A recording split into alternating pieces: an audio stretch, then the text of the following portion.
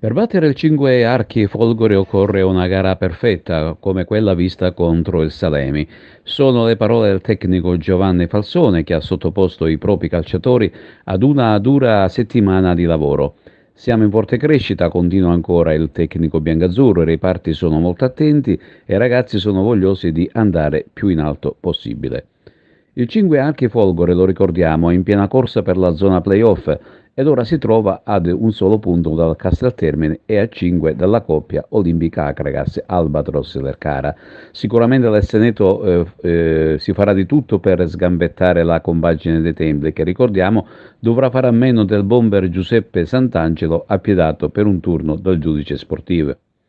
9 sconfitte, 11 vittorie ed un pari costituiscono il bottino stagionale della compagine di Selinunte, che domenica scorsa ha perso il derby con il Salemi. La squadra è composta da elementi di sicuro affidamento ed è allenata da Giovanni Messana, ex calciatore rossonero della Folgore, e tante altre squadre. Fanno parte della rosa rossonera Carovana, il bomber Armata, Coppola, Tummiolo, il portiere Longo e tanti giovani di sicuro affidamento. Questa gara è stata affidata a Valerio Gamba Curta di Enna, il quale verrà collaborato da Pietro Fardella e Giuseppe Belvedere di Palermo. In prima categoria, invece, c'è stato un cambio di panchina.